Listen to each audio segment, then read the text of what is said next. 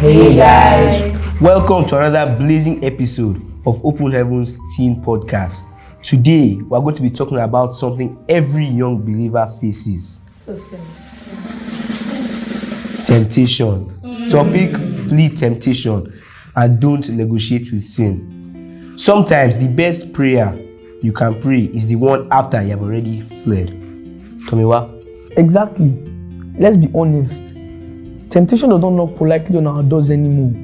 It slides into our DMs like one look hot, and one look turns to one habit, and one habit destroys your fire from God.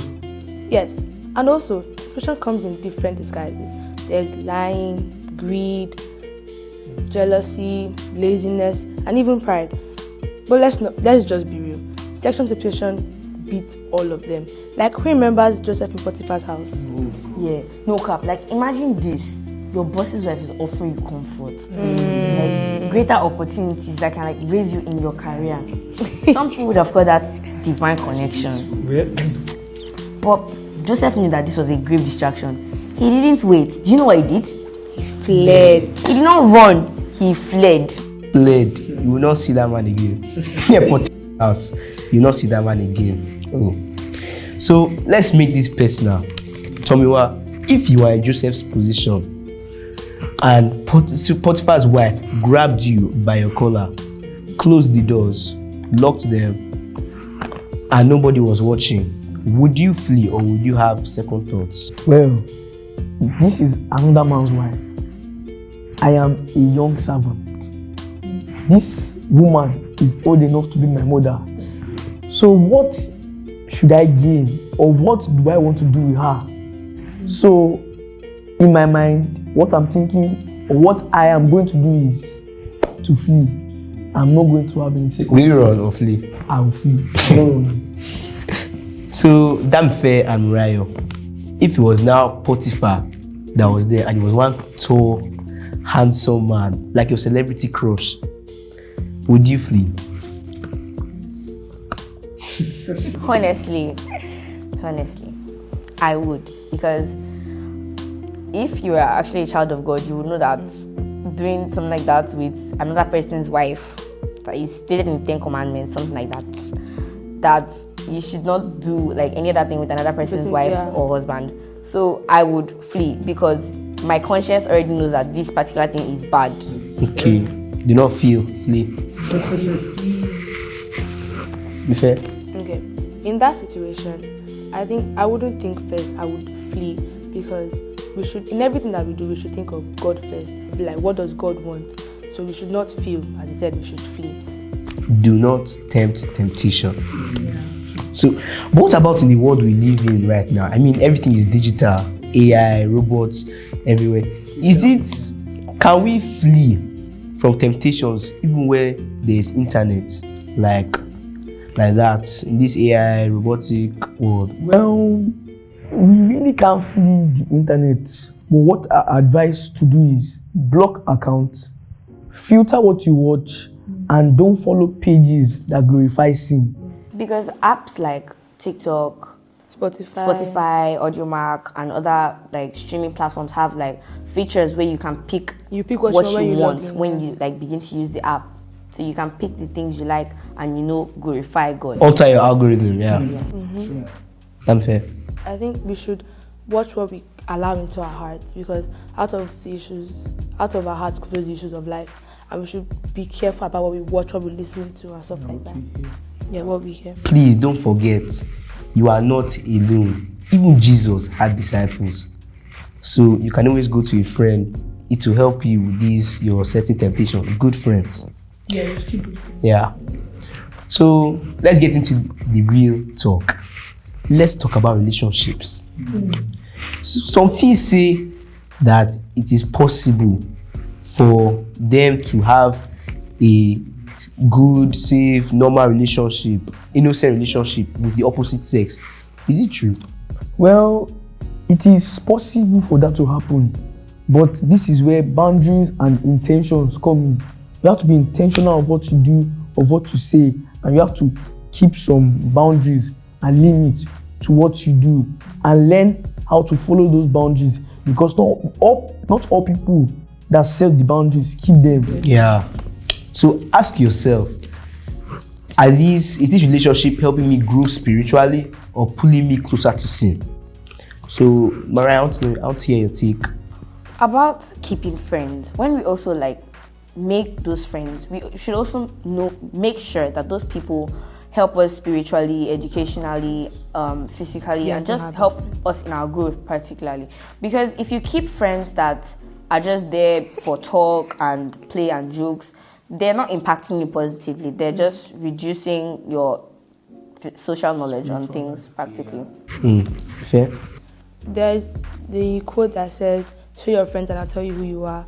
And in friendship, there's influence. And when you are with someone that isn't following God and isn't going God's way, it can rub off on you and you follow the friend because that's your friend. So you'll be like, let's go, and you follow because it's your friend. And if you have these kinds of conversations that you don't want to see your pastor, you don't want your pastor to know about it, that means you and your friend are already red flags. Or all of these relationships that the boy will now tell the girl that they promise them a good future, a future that they don't even have, a future, a destiny that they have not gotten yet. Nobody can promise you anything greater than the promise of God. That's a fact. Yeah. So today's takeaway is very simple actually. Don't negotiate with temptation.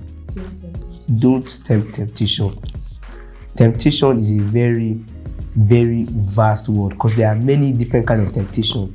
Even us, we wouldn't even know, but we might be temptations to our friends. Yeah. Does anyone want to share an example? I want to refer back to something. About that Joseph's feeling. Yes. Joseph could still stay and pray, but he did not want to. Yeah. I want to refer to what Daddy Gio said on Sunday. Daddy Gio said, what you call delay is what God calls plan for the play. So Joseph could have stayed to pray, but he did not want to because he knew his mind might start to justify, which he did not want to. So he had to flee. Guys, it's very simple, honest. If you're in fire now, I can just walk out, now be praying, God, don't burn me, don't let me burn. As your skin is just flying away, it doesn't make sense at all, actually. So, I'll share an experience, okay, that just even happened a few weeks ago. We were on break, actually, and I was supposed to come to school just for like 5 minutes to help my brother with something because he was still inside of the school. That was the instruction given to me. So after 5 minutes, I'll go back home. That was 4 p.m. I now met a friend. And I was just tempted to go and play. We were just walking around, gisting, talking. We even went to somebody else's house. And I came back home by 8 p.m. I was truly tempted. I'm fair. Do you have any experiences? So about talking to the opposite sex and about boundaries, there was a friend I had in primary school that he had like 3 sisters, so he grew up around girls. And in that kind of situation, you can't say he'd be closer to boys, he'd obviously be closer to girls. So he was someone who was very touchy and very, like, around girls, you play a lot. So I called him and I was like, with me, maybe other people it's fine, but with me, don't do that. And we kept it, and he would respect me, and the things he does with other girls, he wouldn't do it with me. And then back to the part about digitalizing a lot of things. When we have our phones at times as children, as teenagers, we know that there are certain times our parents will tell us, go and read your books, and then you're on your phone and you're like, there are other things you can do with your phone. You can just take like 5 minutes out of your time. You can read your Bible. Yeah. You can listen to gospel music. It will not take anything. There's even Christian rap now. And if you know that you're just that type of person that watches movies late at night, chatting with people that stirs things in you, you need to stop. Don't tempt temptation. If you have already fallen into temptation, don't just drown in that your guilt and think that Jesus is not angry at you. He is waiting for you to come and ask for mercy. So, Tomiwa, Rayo, 𝗙𝗲𝗃𝗀𝗁, I have some questions that I want to ask. So, my first question is, if Joseph were a teen today, Do you think he could still flee from Potiphar's wife in this digital era? Yes, he should be able to flee. With what did you have? It will be hard for him. But with focus and a direct path, like you know what you want with your life, and you know what God has planned for you, yes, you should be able to. If you ask me, there's no way. I mean, Yeah. it's just this modern age where punishments are not that strict, and exactly, he's scared of missing out. So, so in today's age, we will see Potiphar as his boss, and maybe Joseph as a worker. So I don't really think that Joseph will be that scared to engage in. Like, it's not just my job. Exactly, it's just his job. They don't really. But back then, they'll cut your hand. Exactly. So my second question is it really possible to stay pure while using social media every day? Yes, it is. That is where I said boundaries and intention comes in. You set boundaries to what you watch, you filter what you watch, filter what you hear, and listen to good things so that good things will be in your mind. Okay, my third question. Can innocent relationships with the opposite sex remain pure without crossing boundaries?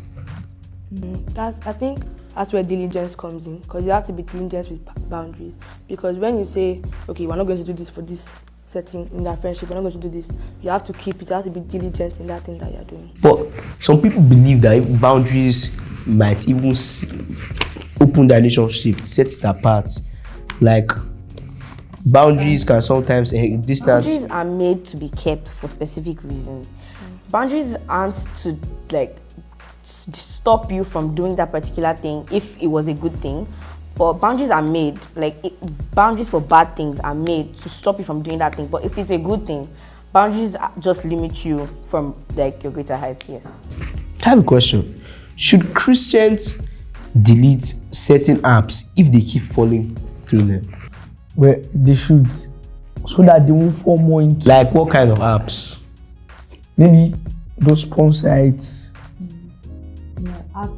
In some countries, TikTok is being banned. YouTube is also banned. In some countries. Yeah, TikTok is banned. Some people might also say X because they talk about, people swear a lot, according to research. People swear on X, say a lot of inappropriate things on X, so people would not advise teenagers to be on X. We talk about Duolingo. That app that we use for learning new languages. What do you have against Duolingo? I don't know. I have many things against that app. They will give us easy classes. What is one in Spanish? In the exam, I'll now fail. I'll now get angry. I'll delete it when I get home. I'll delete it surely. I am truly falling through it. That's not the depression we're talking about. Am I not singing? I'm shouting. I'm shouting. What kind of exam is this? So my fifth question is it cowardice to flee instead of standing your ground and pray? It is not cowardice. It is just you being strong and wise.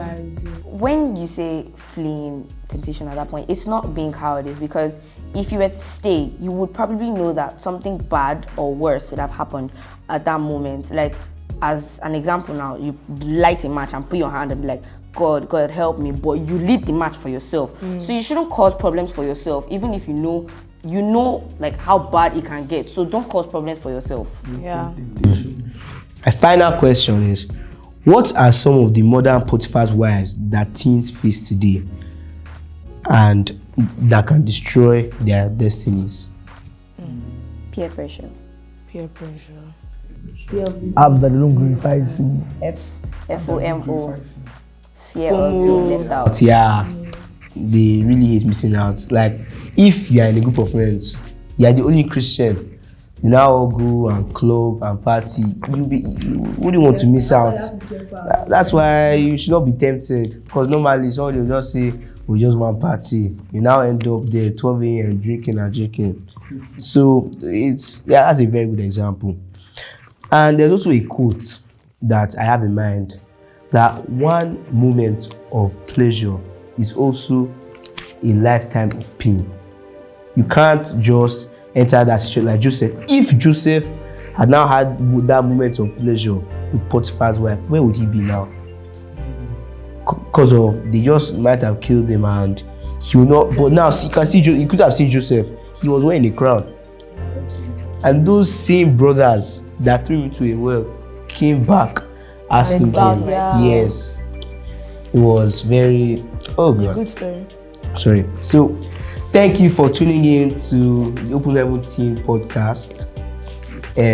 Like, share, comment. Stay blessed. And don't forget, don't tempt temptation. Do not feel. Don't feel. Please. Bye, guys. Bye.